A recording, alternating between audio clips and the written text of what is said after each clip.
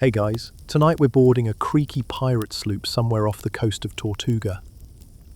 The deck tilts gently under your feet, the sails creak above you, and a salty wind tangles your hair as gulls circle lazily overhead. There's a smell, sun-warmed pitch and dried fish with a hint of something human. You're new here, still getting your sea legs, still unsure why everyone on this ship seems to be wearing 3 different types of patched trousers and has string tied around everything. You, however, arrived with your breeches in perfect condition. Tailored nicely, a crisp linen shirt to match, boots that aren't falling apart at the soles, adorable. And absolutely useless. By your 3rd step on the deck, a stray splinter from the rail has torn a long gash across your thigh. Through the fabric, thankfully not the skin. But now there's a flapping breeze tickling your leg and everyone is staring at you like you've spilled soup down your shirt in church. Welcome aboard. So, before you get comfortable, take a moment to like the video and subscribe, but only if you genuinely enjoy what I do here. And if you're watching from a distant port or a cozy cove, drop your location and local time in the comments. I always love seeing where this strange little voyage reaches. Now, dim the lights, maybe fluff your pillows, and let's ease into tonight's journey together. Your bunk creaks as you settle in, but the hammocks around you barely sway. Most of the crew are already asleep, or at least pretending. One pirate, a wiry man with a bandana patterned like a chessboard, is sitting cross-legged by a lantern, darning a sock with such care you'd think it was royal tapestry. You raise an eyebrow. He nods at your flapping breeches and smirks. "Better learn to sew, landlubber," he mutters. "Ain't no tailor out here but your own 2 hands." Here's the thing no one tells you in those swashbuckling pirate tales. Clothes fall apart. Fast. Salt, sun, rope burns and barrel edges wear down seams like sandpaper. One loose stitch in your sleeve can unravel the whole cuff before the next sunrise. And laundry? Forget it. It's rinse or stink. So everyone carries a sewing kit. Usually something small, wrapped in waxed canvas or tucked inside a tobacco pouch. A couple of needles, lengths of strong thread, maybe a spare button or 2. No pirate worth their salt goes to sea without one. Not unless they fancy catching a chill from a split seam or flashing the deck mid-cannon fight. Historians still argue whether pirate crews had designated menders or if everyone stitched their own gear. Some logs mention tailors' mates, but it's just as likely that sewing was a shared survival skill, right up there with swabbing decks and dodging musket balls. And it wasn't just about fixing clothes. There's a strange intimacy in handling another pirate's garments, mending a mate's shirt while they sleep, patching the elbow where their favorite tattoo peeks through. Some pirates stitched their names or secret symbols into the hems, like whispers no one could hear unless you knew where to look. Others sewed pockets inside pockets, for keeping dice, charms, or slivers of gold. In one surviving shipwreck inventory, archaeologists found needles stored in the barrel of a broken flintlock pistol. Perhaps it was once the pirate's secret sewing kit, concealed inside a weapon, hidden in plain sight. And while Hollywood wants you to believe pirates spent their days swinging from rigging and clashing swords in moonlight, most of their time was spent sitting, waiting for wind, waiting for shore, waiting for a tear to become a problem. You spend your first week with a needle borrowed from the cook, trying and failing to stitch your breeches back together. You prick your thumb 3 times and mutter curses that the parrot on the mast later mimics with surprising clarity. But finally, one night you get the hang of it. The stitches are crooked, the thread is bright orange, and it looks like a drunken spider walked across your thigh. But it holds, and in the end, that's what counts. You pass a few sailors on your way to the head, and one of them eyes your handiwork, nods approvingly, and grunts, "Nice stitching, tailor." You grin in spite of yourself. You've earned your first bit of respect. Not for swinging a cutlass, but for knowing how to use a needle. Maybe it's not glamorous. Maybe it doesn't make for a thrilling tavern song, but you're learning the truth of pirate life. If you want to survive out here, you patch your sails, your boots, and yourself, again and again. And as you drift off in your hammock, the stars peeking through the slats above. You hear the soft scrape of a needle through cloth nearby, a gentle rhythm as steady as the tide. By now, you've accepted that your once pristine wardrobe is doomed. The salt air has faded your shirt to a pale, indecisive beige. Your boots look as though they fought a small war with barnacles and lost. And every time you lean against the rail, you hear a soft rip that can only mean one thing. You've got another hole to deal with. It happens during a squall. Rain lashes the deck. Sails flap madly like giant angry wings. You're holding the rigging, trying to keep from becoming airborne, when a snapped line slashes across your shoulder and tears your shirt open from collar to armpit. Not your skin, just the fabric, but the result is the same. Soaked, shivering, and painfully aware that there are no backup shirts in your sea chest. None. As the storm passes and the sea returns to a gentle roll, you duck into the lower deck, dripping wet and miserable. You spot your bunkmate, a stoic fellow with a glass eye and a tattoo of a squid wearing a crown, casually threading a needle with one hand while eating dried mango with the other. He notices your sorry state. "You'll want to stitch that fast," he says, not unkindly. Wet seams rot quicker than fish guts, and he's right. Fabric left torn becomes fabric lost. Salt water softens the fibres, and once it starts fraying, there's no stopping it. You find your kit, a pitiful little thing with only 2 dull needles and a tangled ball of black thread, and sit under a swinging lantern to begin the repair. This time, you manage a decent job. Your stitches are uneven, but they're tight. You use the crisscross pattern that someone taught you while peeling potatoes 2 days ago. You reinforce the underarm seam for good measure, and when you finally tug the shirt back on, it feels solid. Not new, not beautiful, but solid. There's something oddly satisfying about it. In a world where nothing stays dry, clean, or intact for long, this small act of control feels like a victory. Historians still argue whether pirates carried standard-issue kits, or if each man cobbled together his own from market scraps and scavenged ship debris. Some speculate that experienced pirates could tell who'd been at sea longest not by their scars, but by the look of their repairs.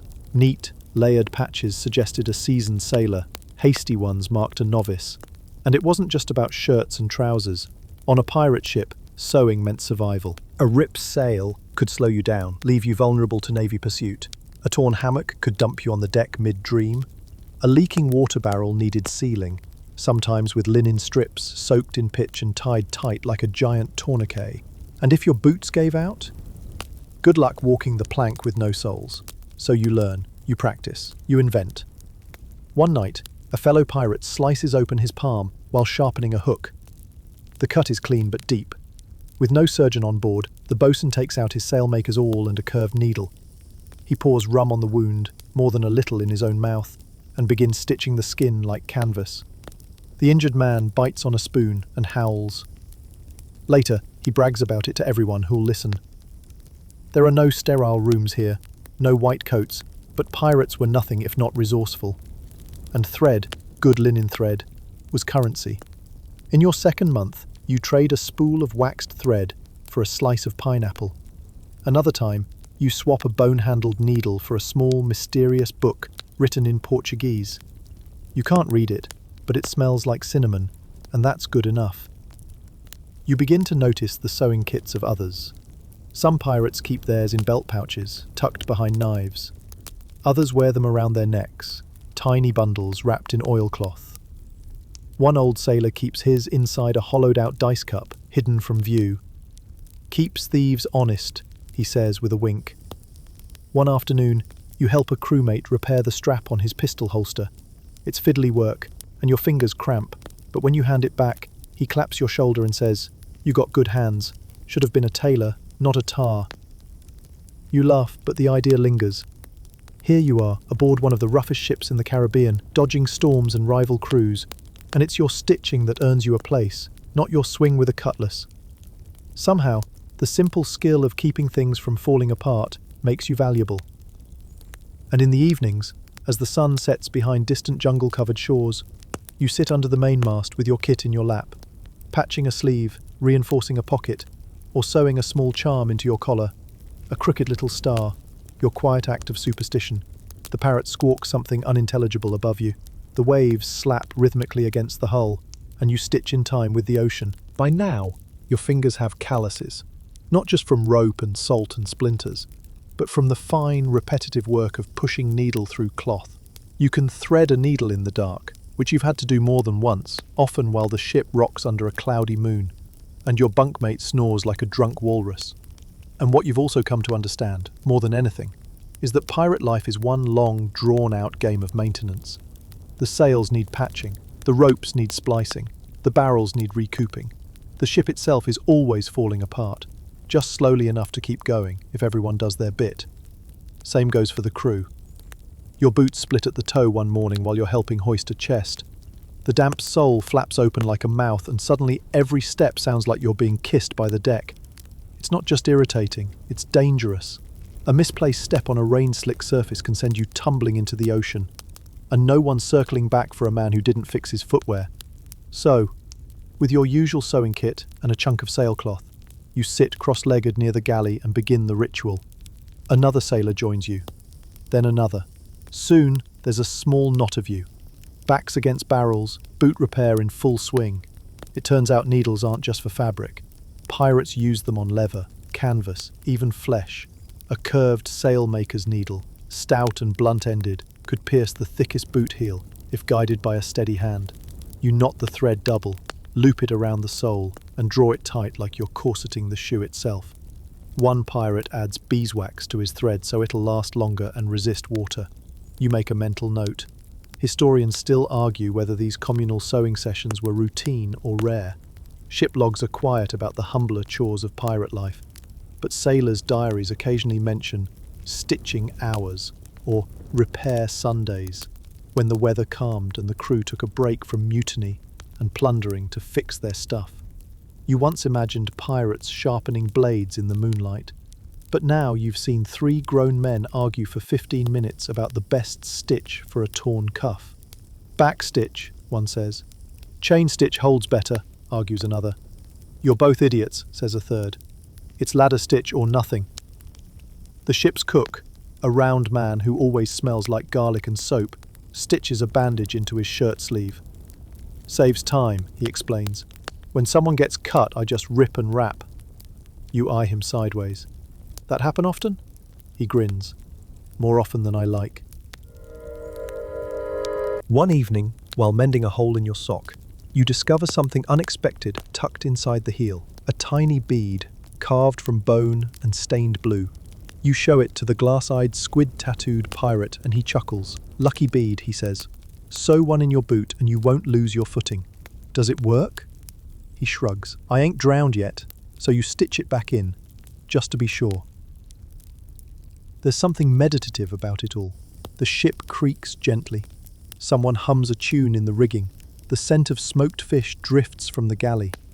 You press the needle through cloth, pull it tight, tie the knot. It's repetitive, yes, but it slows the world down. Something rare in a life where cannons, tempests and rival flags can turn the tide in a heartbeat. And while pirates weren't sentimental people, not outwardly at least, they often used stitching to hide what they couldn't say. You find initials sewn into the inside of a belt. A woman's name, stitched in sailor's code, along the hem of a scarf. A rough heart shape, barely visible, on the inside of a hatband. Small details. Private stories. You're beginning to understand that a sewing kit isn't just a tool, it's a lifeline. A way to stay warm, a way to stay decent, a way to stay alive. There's one crew member, Mopey Jack, who never speaks unless directly addressed and has mended his shirt so many times it's more thread than original cloth. It looks like a quilt made from storms. But no one mocks it.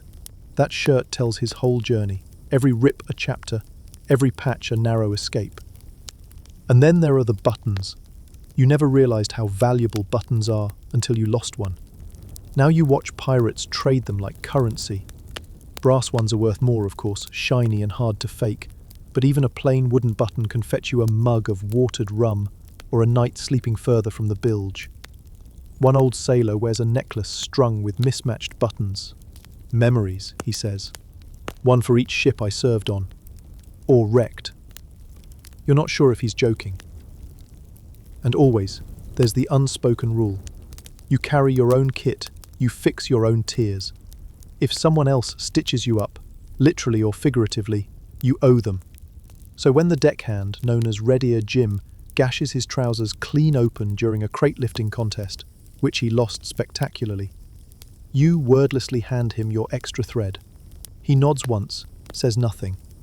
But later, when you're swabbing near the forecastle and slip on fish guts, it's Jim who catches you by the arm before you tumble into the sea. Stitches, debts, favours. It all ties together.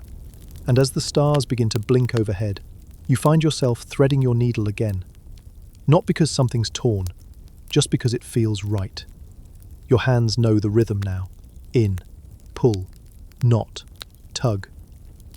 The sail breathes above you like a living thing. And somewhere nearby, the parrot mumbles a new phrase it's picked up. You never imagined you'd be sitting in the brig embroidering a skull with flowers around it. And yet here you are, cross-legged on a crate, the low lantern casting long shadows, while your hands pull red thread in neat little circles. The brig isn't locked tonight. No one's misbehaved, well, nothing worth punishing. It's just quieter down here. Peaceful. The usual chaos above decks, drunken dice games, fish gutting, someone trying to teach the parrot to say polite society, has driven you below, into this forgotten nook where old ropes sleep and sea chests whisper stories. Across from you sits Letty. No one calls her Letitia anymore, not since she knocked out a dock worker with a bucket and joined the crew. She's darning the elbow of her coat with bright blue thread. You notice her stitches are tidy, deliberate, not just functional, but graceful. That skull of yours, she says without looking up. It's got too many teeth. You blink at your work. She's right. It looks more like a cheerful jack-o'-lantern than a fearsome corsair emblem. I like it that way, you say. Keeps the nightmares friendlier. She snorts. Suit yourself. You didn't think pirates had time for embroidery, but it turns out they did, at least when the wind was low and the sails needed no tending. While some sailors passed time gambling or scrubbing the same spoon until it gleamed like silver, others took to stitching designs into their clothes. Not because it was necessary, but because it added something personal, something quiet in a noisy life, and sometimes something coded. Historians still argue whether certain pirate crews used embroidery for covert messages, symbols sewn into collars or cuffs, warning of betrayal or signalling trust. A red X inside the sleeve meant a loyal crewmate. A diagonal line? Possibly stolen goods. Or maybe it was all just superstition and sailors' gossip, passed around like cheap rum. Still, you notice little things now. A compass rose stitched on the back of a neckerchief, a faded anchor on the inside of someone's hat. One pirate even has a stitched version of the Caribbean sea map on the lining of his coat. Mostly inaccurate, wildly squiggly, and utterly charming. He says it was for luck. You keep your map close, he winks, and you never get lost. Some pirates embroider names, sweethearts, towns, pets. One older sailor had Harriet stitched right across the inside of his waistband. Turns out Harriet was a goat. She saved him from drowning once. Long story. And then there's the charms. Buttons shaped like stars, hearts sewn with invisible thread, little talismans hidden in pockets or sewn under collars. You watch one pirate carefully unpick a seam on his cuff to retrieve a tiny glass bead. He holds it up to the lantern. Protection, he says, from bad tides. You don't ask how that works, you just nod. In pirate logic, some things aren't meant to be questioned. There's an old piece of sailcloth pinned to the wall in the galley, covered in stitches, dozens, maybe hundreds, every thread a different colour. It started as a patch test scrap, but over time the crew began to add little doodles. Fish, stars, initials, the occasional rude word. Now it's something of a shared journal. You stitch a small crescent moon into one corner and feel strangely proud. Some say embroidery was only for show, vanity among rough men and women. But anyone who spent time at sea knows there's no room for useless habits. Every needle movement kept fingers nimble. Every stitch taught patience. And in the cramped, soggy world of a pirate ship, patience could be a lifeline.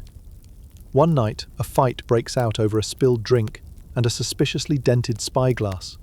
Fists fly. A knife glints. It's over in seconds. No one's dead, but one man's shirt has a tear clean through the shoulder, and the seam catches on a rusty nail. You step in, not with a threat, but with your needle. Wordlessly, you take the shirt, sit by the lantern and start stitching. The man calms. The others disperse. Needles do what blades can't. They mend. Even the captain has his quirks. You've seen him in his quarters, carefully repairing the corner of his hat. Not because it's falling apart, but because the feather is attached with a little gold thread that belonged to his mother. You ask him once, softly, why he still bothers to sew. He shrugs. Same reason we sail, habit. The truth is, sewing gives you something most pirates don't talk about: control. You can't stop the wind from turning, the navy from chasing, or the gunpowder from misfiring. But you can fix a ripped sleeve. You can keep your trousers from slipping mid-boarding. You can hold things together, however loosely, and sometimes that's enough. Tonight, your embroidered skull grins back at you from the cloth. Still too many teeth, but somehow it feels right. Friendly, familiar. You sew a tiny flower beneath it. No reason, just because. Letty finishes her elbow, holds it up to inspect the work, then nods to you. Nice touch, she says, pointing at the bloom. Deadly and delicate. You grin. Like you? She raises an eyebrow. Careful, Taylor. I still have a bucket. And with that, the lantern flickers low. The ship rocks gently. Threads are tucked away. The brig is quiet again. Just you, your stitches, and the sound of the sea breathing through the timbers. Some mornings, you wake up and feel the ship breathing beneath you. The timbers expand with heat, the sails flap in lazy rhythm, and the sea rocks everyone gently, as if the whole crew were a bunch of cranky toddlers on an overlong nap. You stretch, run a hand over the patched knee of your trousers, and feel that familiar grit of salt and thread. You've mended this patch twice already, but today's problem isn't your pants, it's Gully Tom. He staggered below deck at dawn with blood on his sleeve and a face like he lost a fight with a barrel of nails.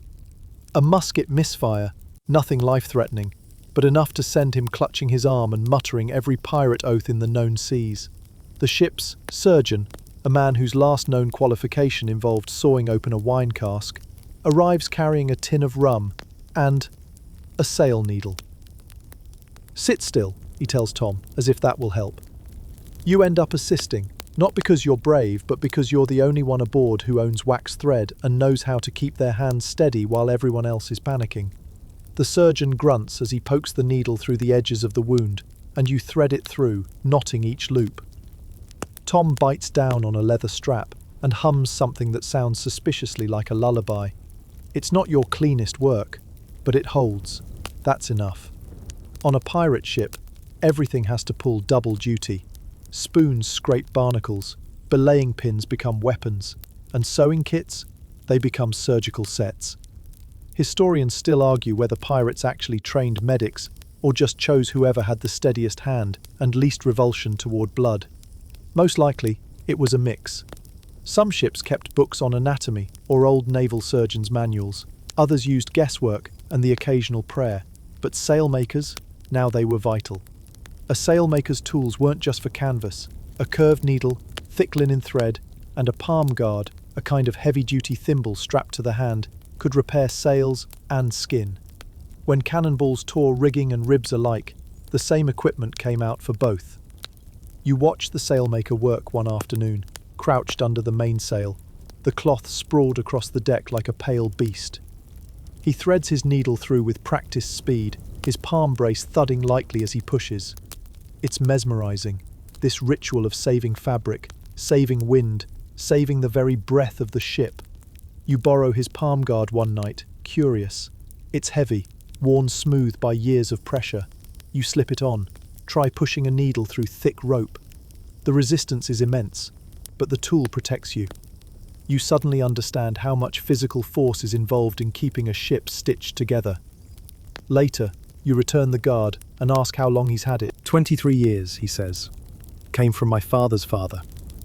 Every ship I've served on, it's saved someone's skin. Once, literally.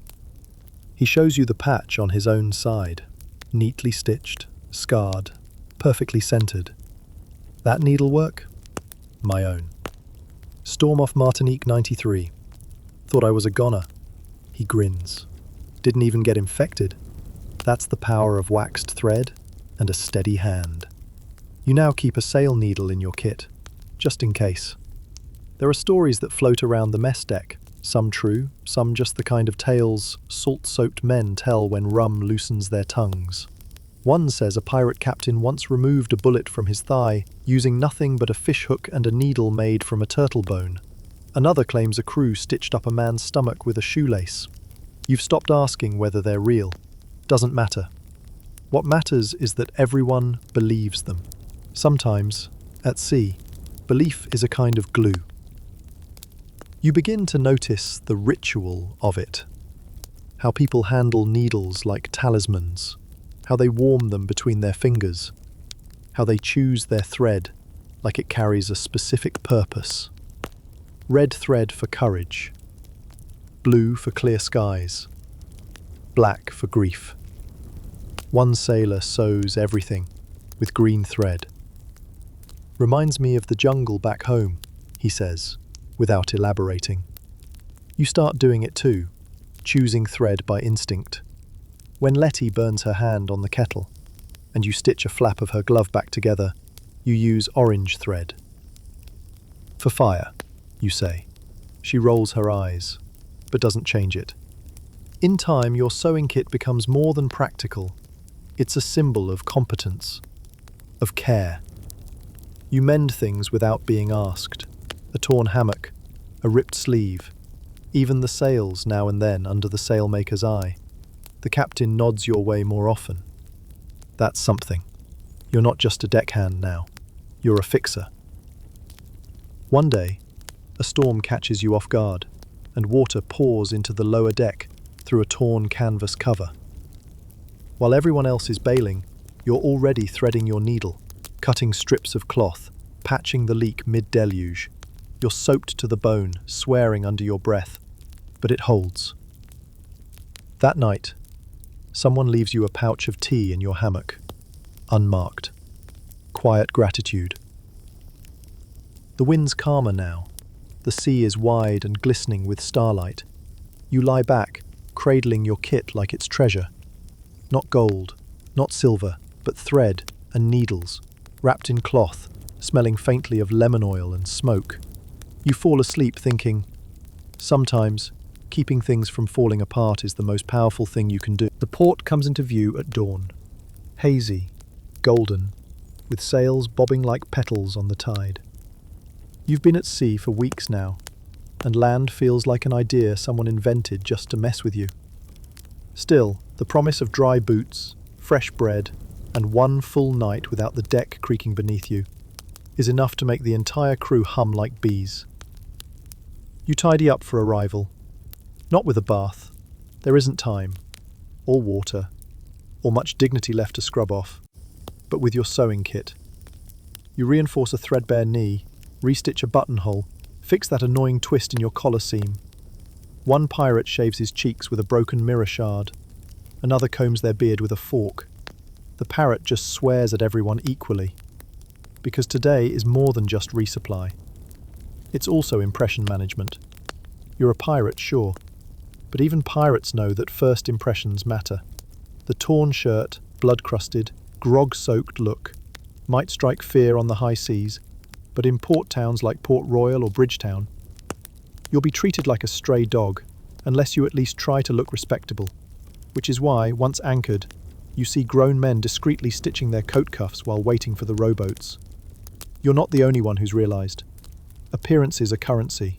Historians still argue whether pirates maintained disguise wardrobes for land excursions, coats with hidden compartments, reversible vests, trousers patched to look presentable from a distance.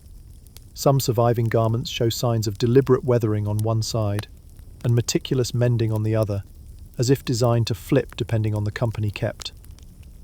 You land on the dock and immediately clock the difference. Merchants glance at your mended sleeves, your reasonably tidy shirt, your boots, now with reinforced soles, and they nod. No one reaches for a musket.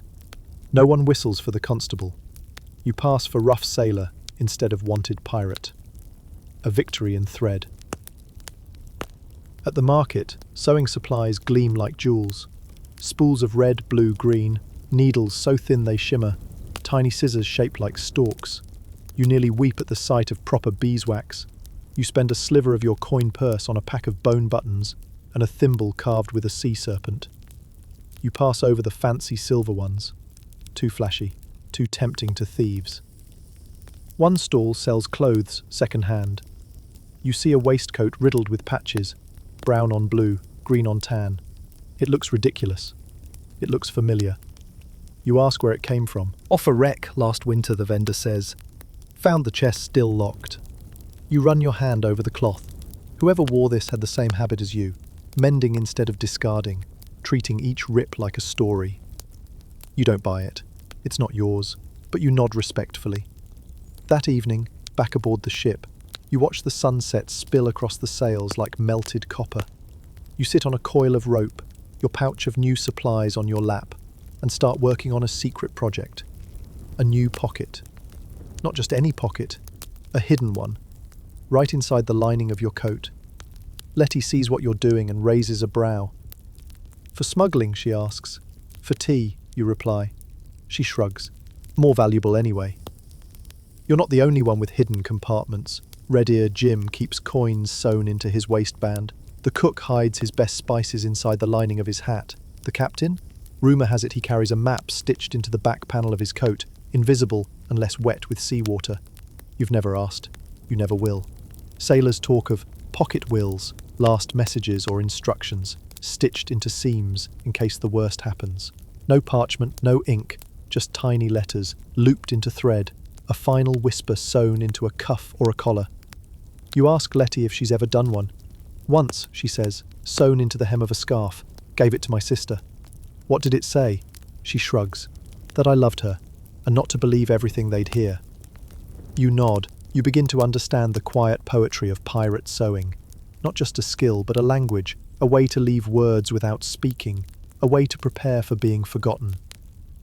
You finish your hidden pocket, test it with a few tea leaves and one small shell. It holds.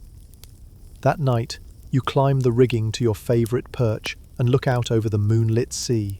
The wind lifts your coat, your stitches hold. You think of all the things you've learned to do. Mend a boot, patch a sail, stitch a wound, embroider a joke. You've built a quiet armour made not of steel, but of tiny, careful motions. And when a sudden gust flutters your sleeve, you catch it by instinct. Fingers steady, thread always ready. The wind shifts a little colder now, with that crisp edge that means the rainy season's nearly over and hurricane season's waiting in the wings. The sails groan with tension. The horizon wears clouds like a crown, low and grey and humming with threat. But down on deck, the crew is buzzing, not with worry, but with excitement. Tonight is market night in port, the kind where sailors trade not gold, not silver, but things they've hoarded during their travels. Oddities, treasures, trinkets, all laid out on makeshift tables or old barrels. One man is bartering dried mango slices for tobacco. Another's offering 3 fishing hooks for a carved comb.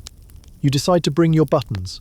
You've stitched them onto a spare strip of cloth, bright brass, painted wood, one shaped like a lizard, another in the shape of a heart. You lay them out casually, and within minutes, someone's offered you a fresh linen square and half a spool of dyed green thread. You pause. Counter with a request for a sail needle too. They agree. The deal is done. Pirate economics in action. Historians still argue about the value of these informal markets, whether they were tolerated by captains or conducted on the sly. But either way, they were real, and they were crucial. With limited currency and long weeks at sea, the crew created their own barter systems. Sewing supplies were hot items, buttons, threads, thimbles, scraps of strong cloth. Sometimes even a stitch itself was a trade. You once heard a man offer to repair someone's torn trousers in exchange for one evening of hammock space away from the bilge. No coin ever exchanged hands, but both walked away satisfied. Tonight, you trade 3 embroidered patches, just little things you made from leftover cloth, for a red silk ribbon. You're not even sure what you'll use it for, but you tuck it into your kit like a gem. And then, you spot something strange. At the back of the gathering, under a tarp, sits an older woman, dressed in navy blue, sleeves rolled, one boot missing its heel. She's got a table set up with only one thing: clothes. Not new, not particularly clean, but meticulously repaired. You see a coat with 17 patches, all hand-dyed, a cap with a tiny compass rose sewn into the rim, a pair of breeches so carefully reinforced at the knees they could stop a knife. You strike up conversation. Her name's Margot. Used to be ship's tailor for a smuggler's crew out of St. Kitts. She talks about needle gauges the way most pirates talk about cannon size. You mention your hidden pocket, and her eyes light up. Used to sew whole stories into coats, she says. Once stitched a map inside a collar. Only showed up if you rubbed it with lemon juice. You blink. Seriously? She shrugs. Don't try it on wool. Smells awful. You buy a square of her patchwork cloth, and she throws in a curved sail needle for free. For the quiet kind of fighting, she says, and winks. Back on board, the captain calls for inspection before tomorrow's departure. You've done this dance before. Shirt tucked, sleeves down, boots polished with candle wax. But this time you notice something different. Everyone is looking sharper. Patches match, seams are tight. Even Mopey Jack is wearing a vest with freshly repaired buttons. Letty's got a new elbow guard on her jacket. The parrot is still swearing, but someone's embroidered a tiny eye patch onto its perch. You stare for a long time, unsure whether to laugh or applaud. The captain walks the line, silent, nods here and there. When he gets to you, he pauses. He tugs your sleeve gently. Tight seam, he murmurs. You do that? You nod. He grunts approvingly and moves on. That evening, you're invited to a rare treat. Dinner in the captain's cabin. A small group, only 5 of you. The food is barely better than usual, salt pork again. But the company is warm. After the second mug of watered wine, the stories begin. Someone talks about a near-boarding by a French warship. Another recalls a sea monster, probably a log, spotted in the Gulf. But then the captain leans back and points at you. This one here, he says, stitched a pocket so clever even I couldn't find it. The others lean in. You try to hide a smile. Don't sound like much, the captain continues, but it's the kind of thing that keeps a man alive, or at least keeps his tea dry. They all laugh. Later, as you descend the stairs back to the lower deck, you realize what's changed. You're not just the one who sews, you're the one who mends, who notices small things, who makes the chaos slightly less chaotic. And on a ship full of mayhem, superstition, and broken barrels, that makes you invaluable. You return to your hammock, run your thumb along a seam on your coat, and decide to embroider something new tonight. Your initials, tiny and nearly invisible, tucked into the lining of your sleeve. Not because you're afraid of being lost, but because it feels good to leave a mark, even if it's one only you will know is there. To the slow groan of timbers and a faint whiff of boiled beans. The sea is calm today, an almost eerie stillness. No shouting, no waves lashing the hull, just the occasional slap of a lazy rope and the distant creak of the rudder. A rare, quiet day on the water. And that's when it happens. Someone drops their hammock. Not in the dramatic pirate plummeting to the deck sort of way. It just sags, collapses gently, and folds its occupant like a tortilla. There's a thud, a grunt, and then muffled laughter. You peek over the edge of your own bunk and see Fat Ned sprawled across the floor like a beached walrus, tangled in his own netting. Rope snapped, he groans, and I just fixed it. You hop down and help untangle him. Sure enough, one of the end loops has frayed through completely. A bad stitch, you suspect. Rushed, uneven, probably done during a storm when his fingers were numb and the ship wouldn't hold still. You fetch your kit without being asked. This isn't just about comfort, it's about functionality. Because a failed hammock on a pirate ship isn't a minor inconvenience, it's a hazard. Sleep is a rare and precious thing out here. Lose it, and you lose judgment, strength, your footing at the wrong moment. So, you kneel beside Ned and begin to restitch the loop. Thick linen thread, sail needle, palm guard. It takes time, but when you're done, it holds firm. You hest it with your own weight, solid, He pats your back. You're better than a sawbones and a Cooper rolled into one. You nod, but slightly worse than the cook. Aye, he says gravely. Slightly. Over the next few days, the repairs continue. Not just hammocks now, but everything. A shirt blown loose in a gust. A coat collar that's started to separate. The toe of Letty's boot again, stubborn as a mule. There's something communal about it. Someone tears a seam, and 3 others shout for thread before they've even inspected the damage. It's no longer a chore, it's expected. Historians still argue whether pirate ships operated on strict task divisions or fluid skill sharing. It likely varied by crew, but here, on your strange floating home, there's an unspoken rule. You mend what you can, and you help when others can't. And so, the sewing circle becomes official. You gather most evenings now, near the aft lantern, forming what some of the crew jokingly call the Hem and Haw Society. Mopey Jack, Letty, Red Ear, Jim, Fat Ned, and occasionally even the captain, though he insists he's just here to inspect the stitch quality. The parrot watches from above, occasionally muttering, "Thread that needle, you fool." It's not just practical work either. There's gossip. Someone claims the bosun sleeps in a hat box. Someone else swears they saw the cabin boy kissing a fish. Letty starts embroidering a very unflattering caricature of the first mate on a kerchief. You all pretend not to notice. You start bringing scraps just for fun. Cloth too small for repairs but perfect for testing patterns. Stars, moons, a tiny ship with sails so crooked it looks seasick. You don't care, it's yours. And it gives your hands something to do while the world rocks slowly around you. You've even noticed something curious. The act of sewing calms people down. A pirate who's just lost a bet or bruised his shin will, 10 minutes later, be threading a needle and humming under his breath. It's like the rhythm of the stitch resets the brain. In, pull, tug, knot, a quiet kind of alchemy. One night the ship hits a shallow patch and lurches hard to starboard. A barrel rolls across the deck, someone yelps. A mug shatters. The parrot screams something very anatomically detailed. But within the hour, everything is patched, swept, repaired, or calmed. Because you all know how to mend now. You know how to put things back together. It's Letty who finally says it. Funny, she mutters, threading her needle. How all the big things break, but it's the small stitches that keep us together. You nod. Ships, shirts, sanity. She snorts. And hammocks. You don't tell her you've started keeping a small sewing journal. Just a scrap of parchment tucked into your kit, where you write down which patches went where, who traded what, the weird little symbols someone stitched into a sock. It's nonsense mostly, but it feels like yours. You flip it open that night and jot a new entry. Letty's boot.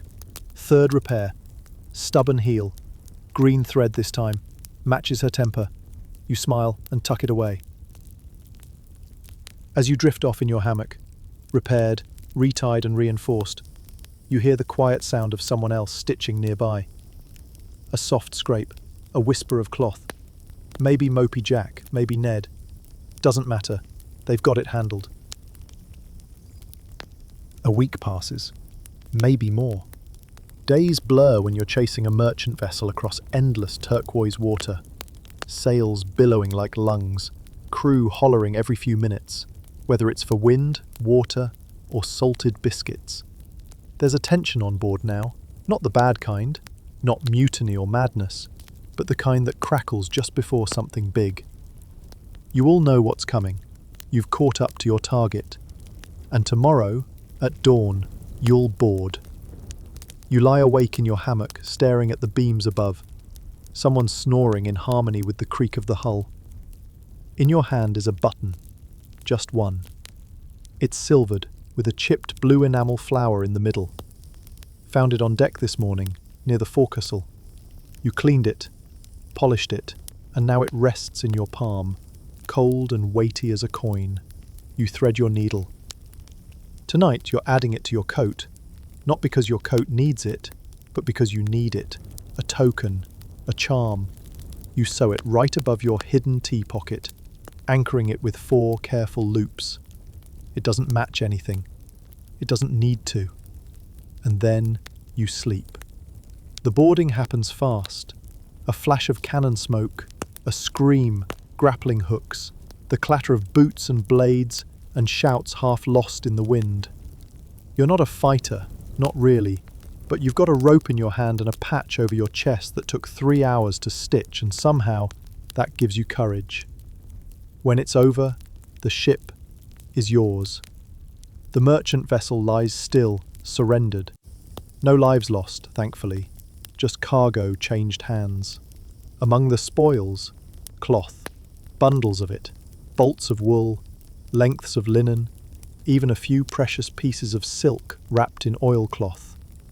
You help carry it aboard, and your fingers itch. Already you're imagining the pockets, the cuffs, the lining. Already you're planning. That night, there's celebration. Not a wild one, everyone's too tired, too sore, but a warm one. The cook passes around something that might be stew. The captain offers each crew member one item from the cargo to keep. You choose a bundle of deep indigo thread. Smooth, cool, tightly wound. It smells faintly of bay leaves. Historians still argue whether pirates kept personal stores of fabric, whether they bartered for velvet in Havana or snatched calico off Dutch traders. But you believe it now. You've seen pirates fight over a piece of striped cotton more viciously than they would over a gold coin. Because cloth doesn't just keep you warm, it tells the story of you. You use your share to make gifts. A patch for Red Ear Jim's sleeve with his initials in fine black script. A new band around Mopey Jack's hat stitched with tiny anchors. For Letty, you sew a sash. Half silly, half functional, with reinforced pouches for tools. She wears it every day afterward without comment. And for yourself? A vest. The cut is simple. The back is pieced from old sailcloth, but the front, stitched from indigo linen, holds everything you've learned. Hidden pocket, reinforced shoulder, one gold button from Margot's stall in port. And, just inside the hem, a tiny embroidered phrase in sailor's code, mend and remember. You don't show it to anyone. You don't need to. The Hem and Haw Society is thriving now. Even the parrot has what might be called a bib, stitched from scrap silk, tied neatly under its beak. Someone embroidered Captain across it, which the bird now repeats during breakfast with great pride. Every repair becomes a story. That tear in the sail, the time Letty dropped a barrel of sugar, the patched elbow, a slide down the companionway ladder, the boot heel, always the boot heel. And as the ship sails on, you find yourself thinking about the ones who came before, the old tailors, the invisible menders, the pirates who left no logbooks, only the quiet seams of their work, still surviving maybe, in some museum, or tucked away in sea chests no one opens anymore. You imagine future sailors finding your coat, tracing your stitches, wondering why the threads change colour near the left pocket, or what the crooked little star above the cuff might mean. You hope they smile. That night, while the crew sings somewhere near the bow, you sit near the stern, your vest on your lap, needle in hand. You add a new stitch, a spiral this time. Pure decoration. No one will see it. Doesn't matter. The wind picks up. The sail above you flaps like a breathing creature. The moon is full. You pull the thread through, again and again and again. The days shorten now. Sunlight fades earlier. The breeze carries a damp chill, as though the sea has secrets to whisper, but only in cold weather. The sails, patched so often they resemble a quilt, flutter like worn flags of defiance. You've been at sea long enough that the stitching on your cuffs now feels more familiar than your handwriting. Tonight there's no storm, no boarding, no emergency. Just a stillness. The ship glides quietly, the waves lapping like sleepy breaths. You sit near the galley with your sewing kit open, not for any urgent mending, but because your hands want something to do. You thread the needle. A torn kerchief from Fat Ned. The hem of Letty's sleeve unravelling again. Your own collar, worn smooth where it rubs against your neck in the wind. Each thread you draw through the fabric tugs something else too. Memory. These clothes are a journal. Each patch is a day survived. Each button, a conversation. The coat on your shoulders isn't just stitched from thread, it's stitched from time. One of the younger deckhands, barely past 16, approaches with wide eyes and a torn sock. You don't laugh. You never laugh. You offer him a place beside you and hand him your backup needle. Don't stab yourself, you say. He does, immediately, but he learns. Just like you did. You think back to your first days, fighting your shirt cuffs, muttering under your breath, that dreadful orange thread. Now your stitches are straight, confident, even beautiful sometimes. Historians still argue about the emotional lives of pirates, whether they found joy in small things, whether they felt pride in humble work. The records are quiet, the artifacts faded. But you know the truth. You've seen it, lived it. You've watched grown pirates sit cross-legged on deck, lost in their embroidery. You've seen them trade a single needle for a song. You've witnessed them tuck away buttons like they were charms against death. This isn't vanity. It's not even thrift. It's something deeper, something human. You finish the sock. The deckhand beams. You feel absurdly proud, as if you've handed him a key to survival. Later, you walk the deck alone. The moonlight paints the wood in soft silver. A few lanterns still flicker, but most of the crew sleeps.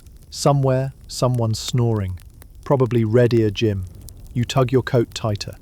The new button you added a few nights ago glints in the light. It's the one with the enamel flower, the one you nearly didn't bother sewing. And as the waves rise and fall, the ship gently sways, and the stars spin their slow stories above, you let your mind drift. You remember Margot in the port, with her table of patched memories. You remember the lucky bead sewn into a boot. You remember the embroidered skull with too many teeth. And you remember the way your hands shook the first time you pushed a needle through cloth, terrified of getting it wrong. You didn't get it wrong. You got better. This ship is still afloat. You are still warm. And when the sails rip again, as they always do, you'll be there with your needle, steady and sure. Because that's the pirate life no one sings about. Not the battles or the treasure, but the thousand small ways you keep it all from falling apart. One stitch at a time, one quiet, stubborn stitch. Now, the waves slow. The wind softens. The ship drifts under stars so quiet they seem carved from candle wax. The crew is sleeping, some curled in hammocks, others slumped near the galley, boots off, mouths open, dreams wandering wherever old sailors go. And you? You're still awake, not restless, just peaceful. You sit by your open kit, the needles tucked neatly into cloth, the threads wound tight, everything just as it should be. The moonlight casts gentle shadows across the deck, the ropes sway lazily above you, like vines in an endless sky. You take one last look at the coat in your lap. The seams are secure, the stitches clean. You run your finger over a hidden message embroidered into the hem. It's for you, just for you. And slowly, you breathe. In, with the salt and the wind. Out, with the worry and the noise. You lean back against the mast, your eyes half closed, your hands resting quietly now. The ship rocks you. The ocean hums beneath. There is nothing more to repair tonight. No sleeves in danger, no boots falling apart, no storm on the horizon. Only the stars, only the stitching, only the hush of a life held together, one loop of thread at a time. Sleep comes gently, like a sail unfurling in morning wind, and in your dreams, you mend the sky.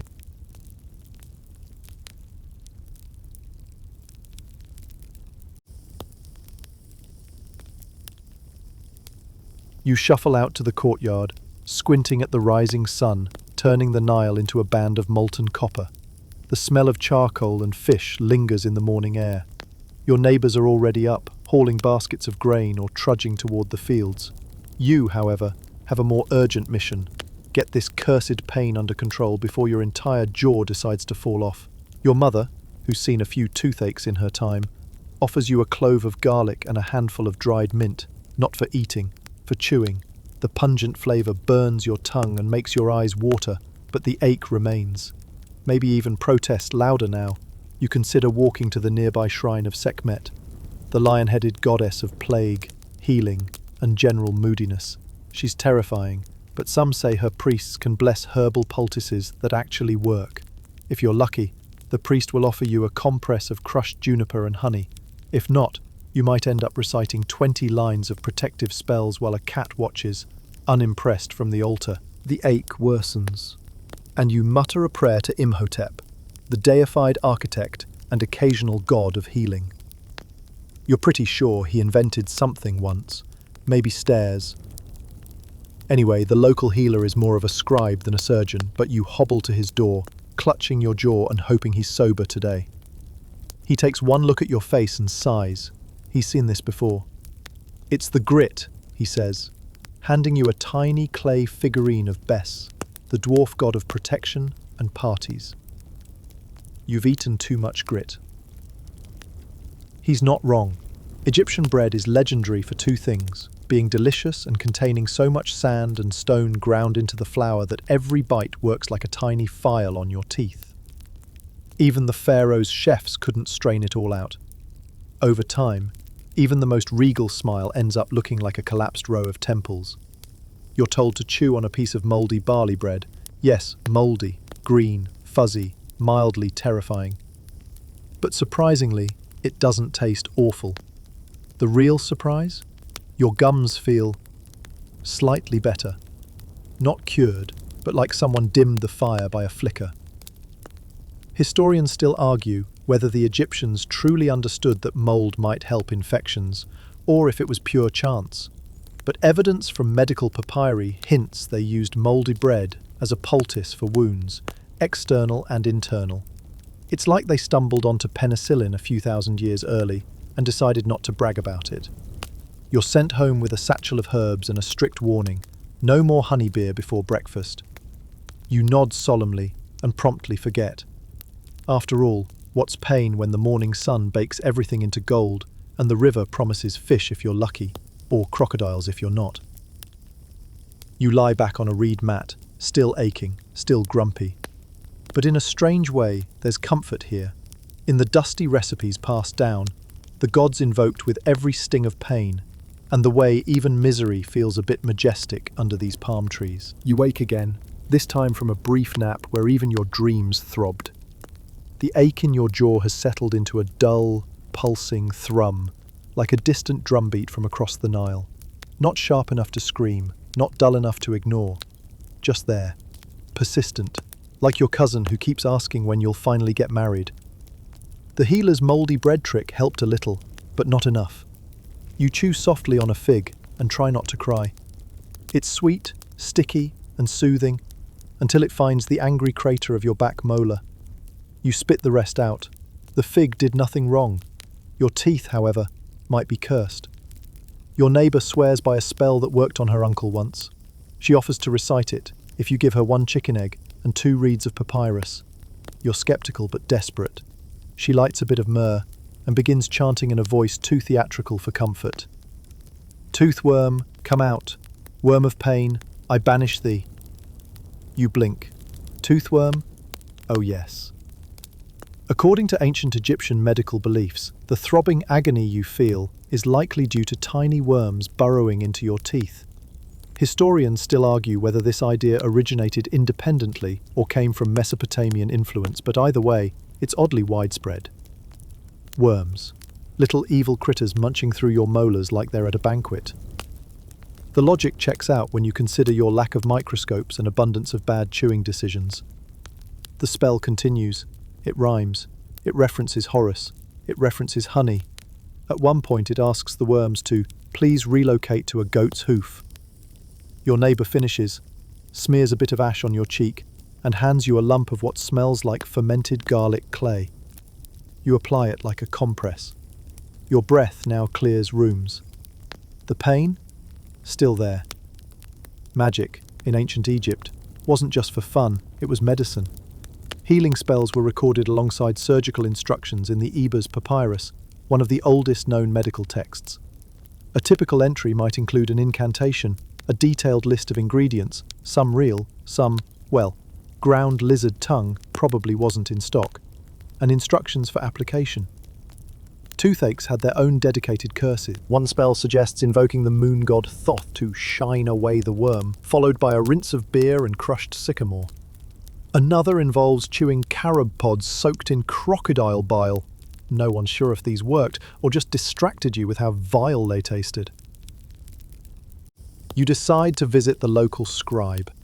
He isn't a priest or a doctor, but he's literate and curious, and recently copied a scroll on divine dentistry. His advice? Wear an amulet shaped like a frog. Frogs are sacred to Hecate, the goddess of fertility, and, apparently, dental relief. You ask if the frog will fix your tooth. He shrugs. It might confuse the worm. You tie the frog amulet to a string and wear it around your neck. For good measure, you sit beneath a sycamore tree, another symbol of Hathor, patroness of health and motherhood. A nearby ibis struts past as if inspecting your technique. You nod, respectfully. The gods are always watching, possibly judging. By now you've collected a charm, a chant, and several questionable pastes, and yet your cheek remains puffy. You consider pulling the tooth yourself, just yanking it out with the nearest copper spoon.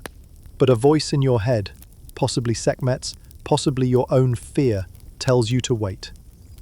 More herbs, more patience, and possibly more prayers. At sundown, the temple fires begin to glow amber. You walk there slowly, palms sweaty, heart nervously thumping. A priestess blesses your forehead, mutters a line from the Book of Healing, and places a tiny lotus flower under your tongue. The floral bitterness almost distracts you. Almost. Still, it's strange, the mix of magic and medicine. 1 minute, you're smearing mold on your gums, the next, you're bargaining with the gods. And somewhere in between, the pain becomes familiar, like a childhood friend who overstayed their welcome. Tomorrow, you tell yourself, tomorrow will be better. Maybe the gods are just slow to respond. Morning comes with golden haze, and the sound of someone arguing with a goat.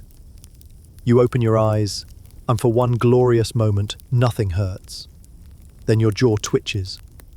Right, still cursed. But today, something's different. The old woman who sells amulets by the well, she's seen your puffed-up cheek and raised eyebrows, waves you over. "You want real help?" she rasps. "You need the bread." You blink. "I've eaten a lot of bread?" She shakes her head. "Not bread for eating, bread for healing. You want mold." That's how you end up in her courtyard, staring at a slab of damp barley bread that's turned green and fuzzy. It smells like damp sandals left in the sun. She hands you a pestle and tells you to mash it into a paste. You try not to gag. In ancient Egypt, mold wasn't trash, it was treasure.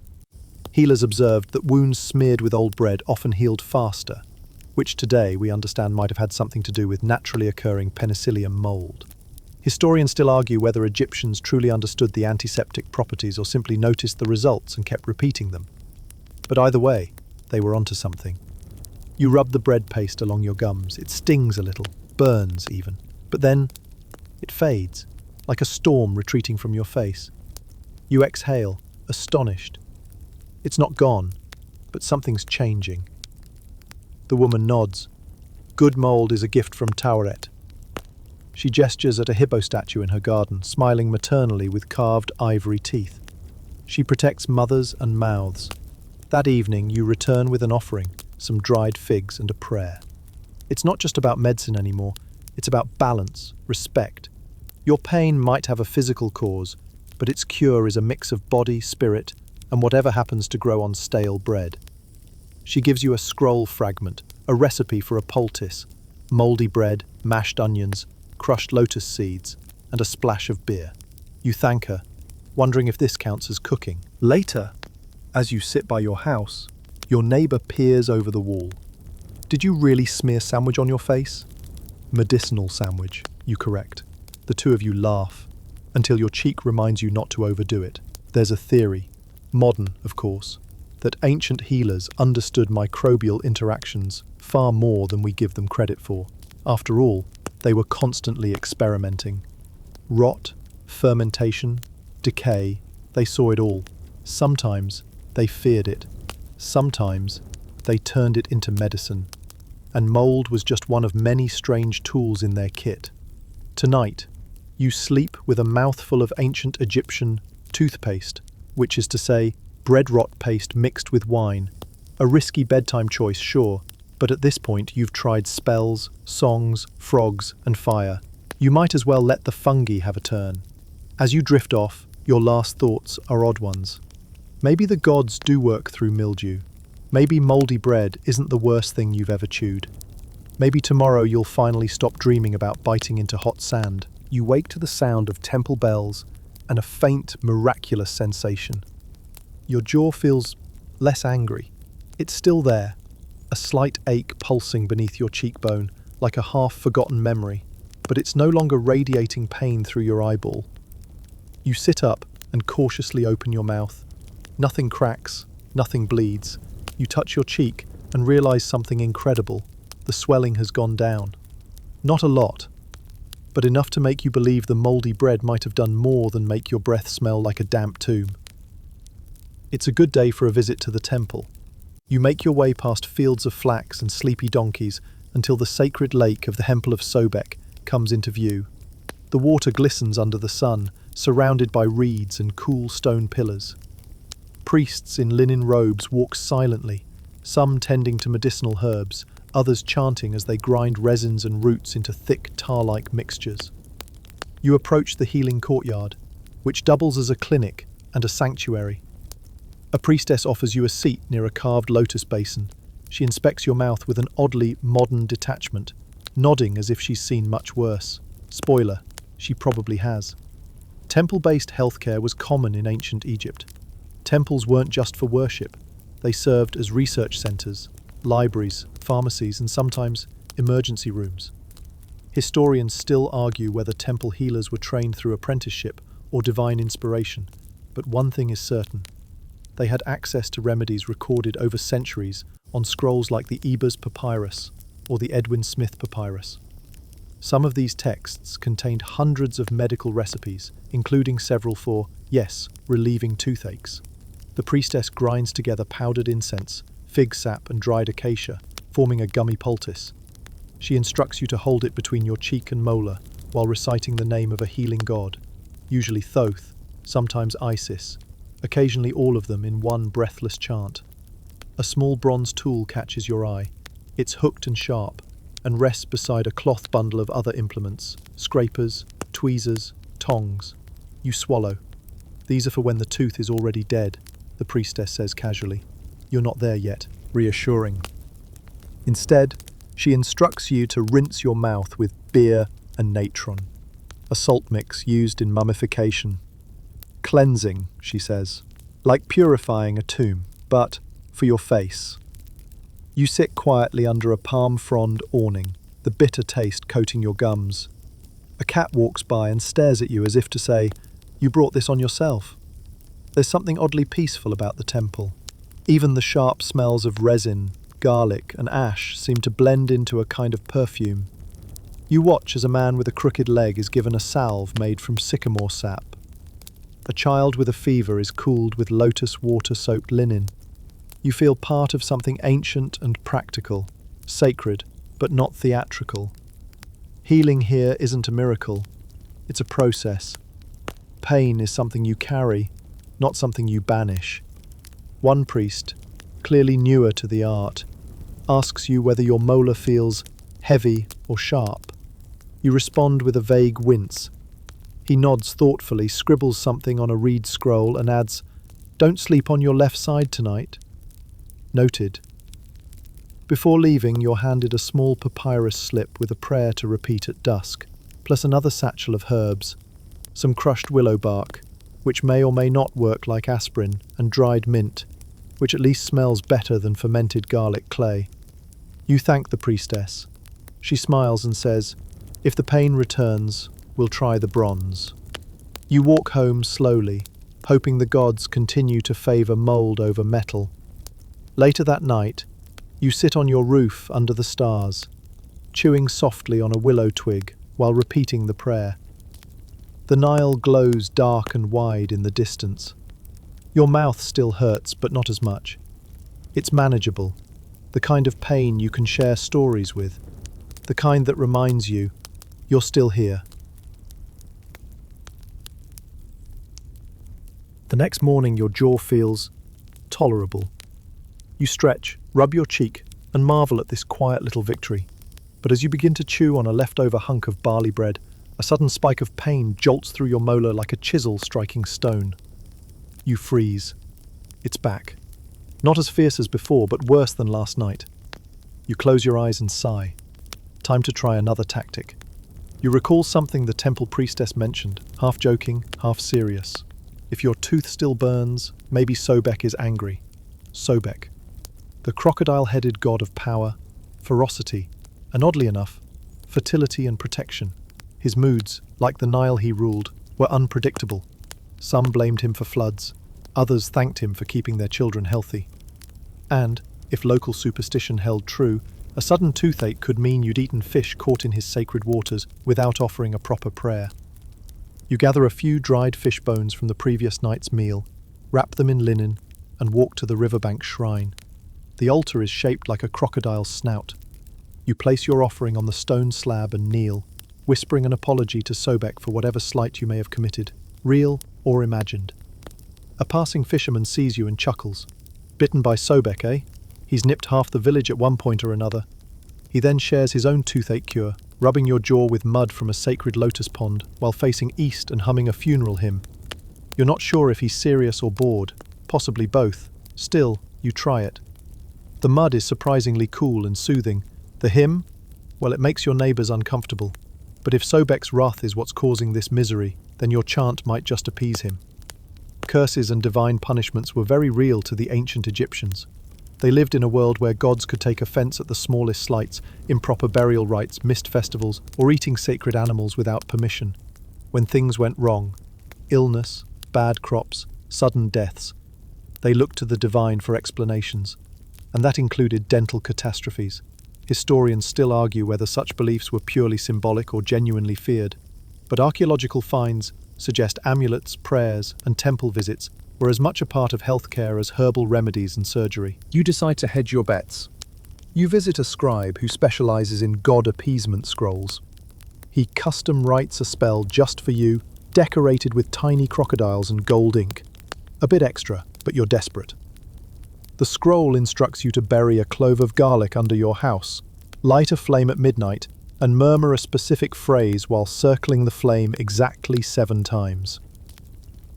It feels ridiculous, but the act of doing it, the ritual, the pacing, the smoke curling upward into the stars, it calms something in you. The pain doesn't vanish, but it recedes, like a god stepping back into the shadows. The next day, you hear about a local boy whose toothache disappeared after he carved Sobek's face onto a limestone pebble and kissed it before bed. You're tempted to try that too, though at this point, your home is beginning to resemble a museum of mouth-related magic. Still, it's hard not to find a strange beauty in this belief system. Pain wasn't just pain. It was a message, a warning, a riddle from the gods. And healing meant more than just fixing the body. It meant restoring harmony. So you sit by the river again, watching crocodiles drift silently through the reeds, and whisper your thanks to Sobek. Not because you're cured, but because somehow you're still smiling through it all, even with only half your teeth cooperate. By now, you've come to expect a certain rhythm to your life. Wake up, check your jaw, chew carefully, maybe light a small offering, and hope nothing new swells or bleeds. But today, something else strikes you. It's not the pain, it's the cause of it. You chew on a date, soft and sticky, and wonder why your teeth are crumbling in the first place. You eat well enough. You're not gnawing bones every day, so what is it? The answer, as it turns out, is bread. Specifically, the kind you and every Egyptian from pharaoh to field worker eats 3 times a day. You call it tar, the staple of all things sacred and edible, but you also call it gravel cake. Bread in ancient Egypt is made from emmer wheat, laboriously ground between 2 stones. This process creates flour, and also releases a generous helping of quartz and sand into the mix. The result? Every bite of bread is like chewing on a handful of mild sandpaper. You think back to the mouldy bread the old woman gave you, and laugh. Not because it worked, it did, a little, but because it was probably safer than your normal diet. You're not alone. Archaeologists studying mummies have found jaws ground down almost to the nerve.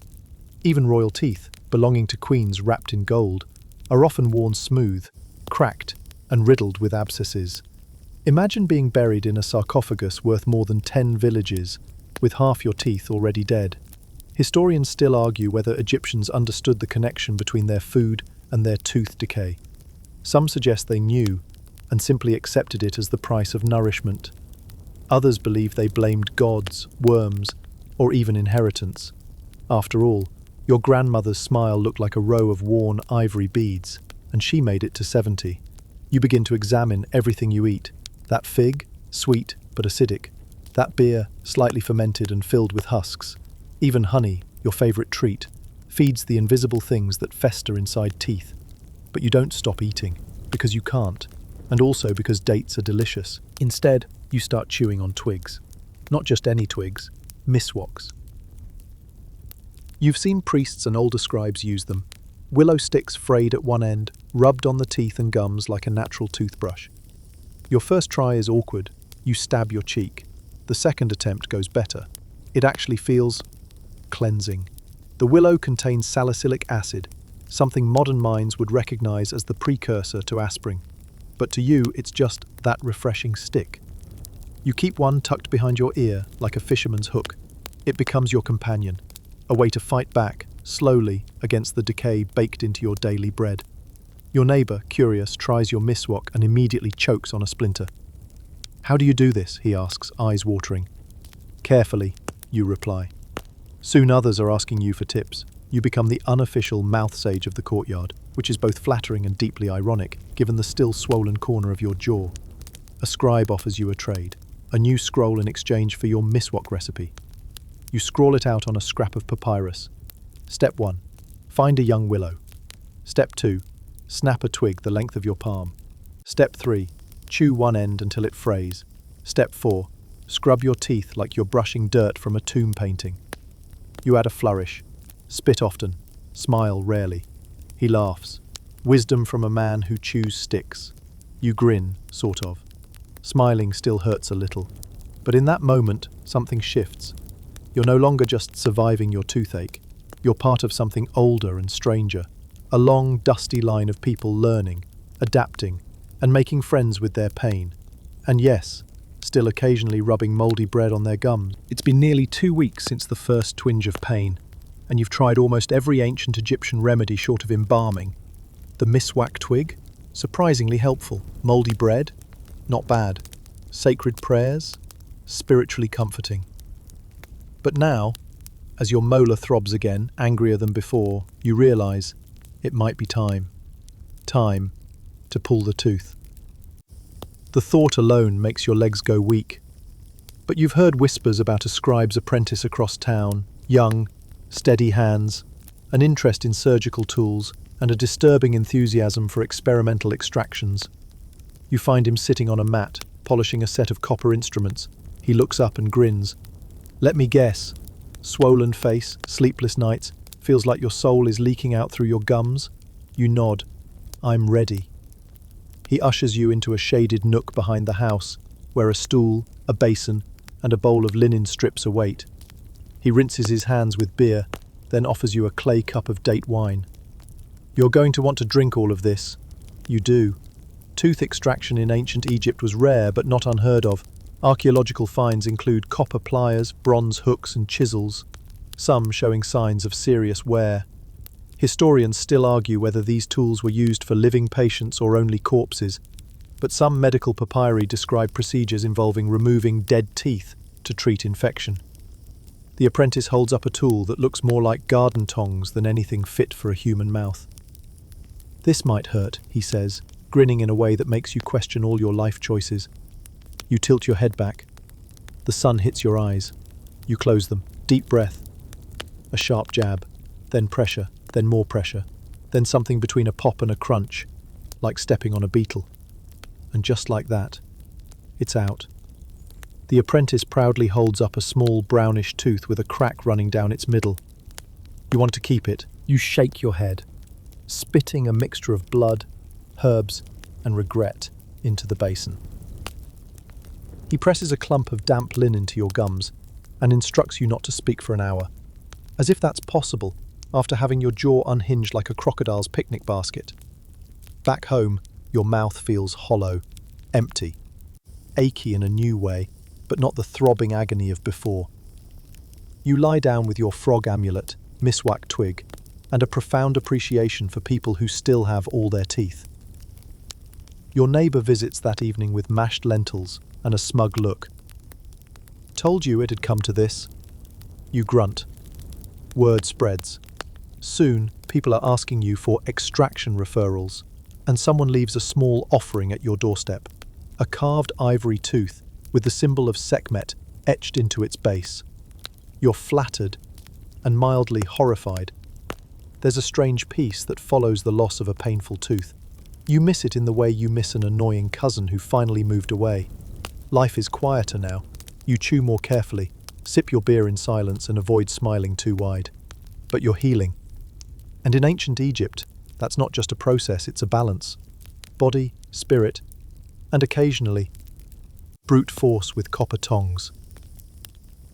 You light a small lamp and whisper a thank you to Sobek, Imhotep, and possibly the brave apprentice with the world's steadiest hands. Then you rest, mouth sore, heart relieved, and for the first time in weeks, you sleep without dreaming of fire in your face. The tooth is gone, the pain mostly too, but in its absence, something unexpected has filled the space. A fascination with hygiene. You wake up with the same old rituals: stretch, rinse your mouth, poke the tender space where your molar used to live. But now, instead of reaching for spells or charms, you reach for toothpaste.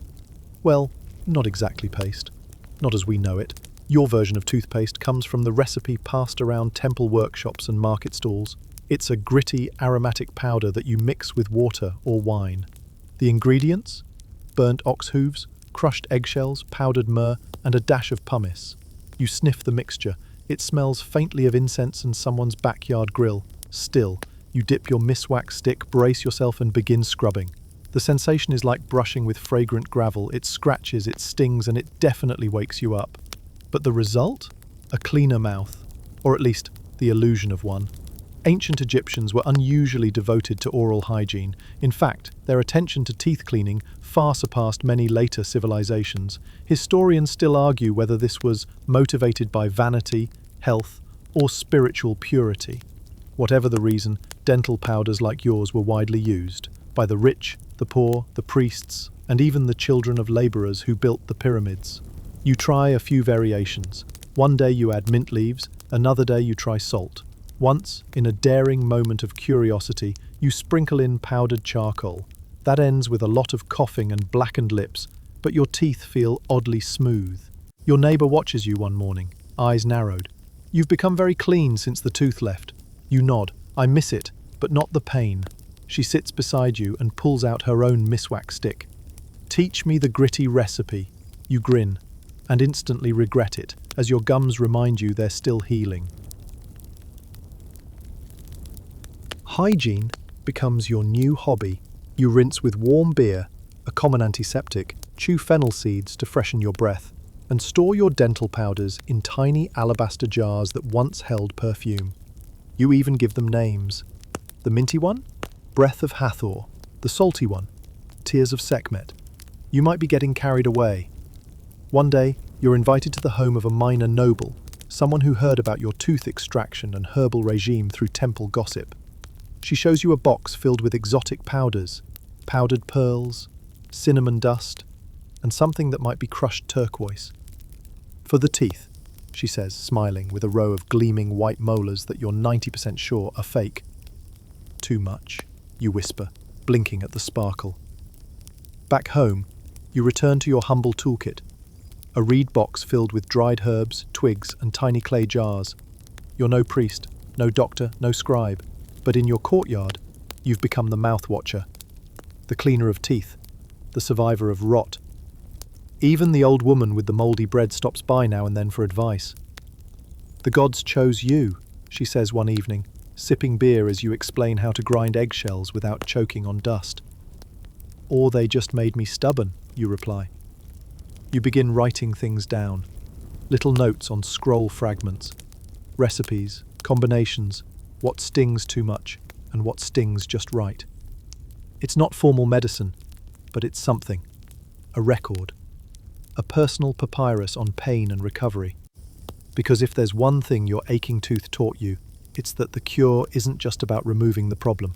It's about what comes after, the care, the rituals, the chance to turn your healing into habit. You sit under a palm tree that night, gazing at the stars, twirling your miswak like a pen. The moon hangs low, casting silver on the Nile. Somewhere nearby, someone is just beginning to feel that first dull throb in their jaw, and you'll be ready for them. You're brushing your teeth, if you can call it that, with a mixture of powdered date pits and vinegar when a messenger arrives. He's out of breath, dusty, and waving a bit of folded papyrus like it's an urgent decree from the pharaoh himself. It's not. It's from your cousin in Memphis. He's got a molar that's singing like a cursed harp, and he's heard rumours that you, of all people, are now the neighbourhood tooth whisperer. You sigh, pack up your miswak stick, your trusty blend of crushed ox hooves and mint, and your favourite prayer scroll, and head off. The trip is long, hot, and slow. The Nile stretches alongside the road like a drowsy serpent, and the fields smell of garlic and wet mud. By the time you reach your cousin's house, his cheek looks like he's hiding a date loaf under it. He groans, points at his jaw, and makes a sound somewhere between a bleat and a growl. You inspect the damage with your now keen eye, inflamed gums, a cracked tooth, and that telltale red glisten that means trouble is brewing. You've seen worse. Much worse. Like that time someone tried to hammer their own tooth out with a stone bowl. That did not go well. You clean your hands with natron and warm beer, swab the area with mint and acacia sap, and begin your now famous application of mouldy barley bread paste. Your cousin gags but doesn't resist. He's desperate. He mumbles, "How do you know all this?" You smile. Trial and agony. As you work, you remember the mummies. Yes, mummies. Back when your toothache was still just a passing annoyance, you snuck into the tomb of an old noblewoman during a funeral rite. She'd been buried with honour, fine linen, and a gold necklace carved with protective hieroglyphs. But her mouth, disaster. Her teeth were worn to nubs, abscess scars lined her jawbone. Some molars had clearly died long before her body did. You'd expected eternal beauty. What you got was a reminder: time, sand, and bread spare no one. Historians still argue whether ancient Egyptians viewed dental decay as normal or shameful. Some believe bad teeth were simply a fact of life, not worth recording in scrolls or songs. Others suspect those beautiful statues and painted smiles were wishful thinking, idealized versions of a reality that was far more crumbly. That memory, oddly, gives you confidence now. You pack a wad of honey and willow bark paste into your cousin's swollen cheek. He winces, then exhales. That actually helps. You nod. You might drool for a few hours. Don't fight it. Over the next few days, you stay and care for him. He recovers slowly, mumbling thanks through mashed lentils and date syrup. Neighbours visit, curious. One asks for a mouthwash recipe. Another offers to pay you in beer to teach her son how not to lose his front teeth by age 20. You scribble a few notes, laugh at your new reputation, and polish your bronze tweezers, just in case. When you finally return home, the sun is setting, and your reed hut looks almost like a clinic. Papyrus scraps hang from the walls, herb bundles dry in the window, your old frog amulet swings from a nail. You sit down, chew a mint leaf, and listen, Somewhere a child cries out with a mouthful of growing teeth, and you feel oddly proud. Because somehow your pain became a path, because mouldy bread made you a healer, because even the most boring toothache can become a story worth passing down. You're back in your village, resting under the same fig tree that shaded your most painful mornings. The Nile glimmers in the distance, lazy and eternal, and your neighbours pass by offering smiles, greetings and, amusingly, a few requests for jaw inspections. One brings her daughter, who's been complaining about stinging teeth. You take a look, nothing serious, probably too many honeyed figs. You give her a bundle of mint and tell her to chew gently, like a mouse sipping tea. She giggles and skips away. You're not a priest, not a doctor, not even a proper scribe. But now, you're the one people come to when their mouths betray them. It's quiet now, peaceful, but part of you still wonders, what if you'd lived in the palace? What if you'd had access to the finest physicians in Egypt, the ones who treated pharaohs with salves of gold and myrrh? Then you remember the tombs. You remember the mummies with rich wrappings and rotten teeth. Even the royals weren't spared. In fact, their diets, full of beer, wine, dried fruits and fancy cakes, may have hastened their dental downfall. More sugar, more grit, more pain, no matter how gilded the pillows. Historians still argue whether elite Egyptian medicine truly improved outcomes, or simply added fancier words to the same old problems. But one thing's clear. Status didn't protect anyone from cavities. You reflect on your own journey, the spells, the poultices, the blessed mould, the terrifying apprentice with pliers. All of it strange, exhausting, and weirdly wonderful. And somehow, your jaw feels stronger. Not healed completely, some aches linger, but wiser, a little like the rest of you. That night, as the village sleeps and the moon drifts high over the river, you light a small oil lamp and begin writing your own papyrus scroll. It's not elegant. Your handwriting is crooked, but the content? Crushed garlic only works if you don't mind friends avoiding you. Mouldy barley bread equals surprisingly effective. Avoid date wine before tooth extraction. Trust me. Smile when you can, but not too wide if it still hurts. You roll the scroll, tuck it in a clay jar and place it by your bed. Maybe one day someone else will find it. Maybe they'll laugh. Maybe they'll learn. You lean back on your reed mat, mouth relaxed, miswak tucked beside you like a dagger of health. And now, let the memories fade. The Nile flows slowly, carrying your thoughts with it. Your jaw no longer pulses with fire. The herbs are hung, the prayers said, and your lamp flickers gently like the breath of a sleeping god. The stars above feel ancient, steady, watching as they always have. Each one twinkling like a bead in a necklace draped across the heavens. Your village is still. The fig tree rustles faintly in the warm breeze. Somewhere, a donkey shifts in its sleep, dreaming donkey dreams. And you drift. Breathe in. The scent of mint and barley lingers on your tongue. Breathe out. Your shoulders sink. Your hands settle. Your breath moves like a quiet river. Pain has come. Pain has gone. And in its place is this soft, silent night, wrapped around you like linen, like comfort, like time itself saying, "You've done well today." Tomorrow may bring a new ache, a new neighbour with a swollen jaw, or maybe just another fig, sweet and sticky and worth the chew. But for now, you are still. The stars hold their breath, and the Nile flows on.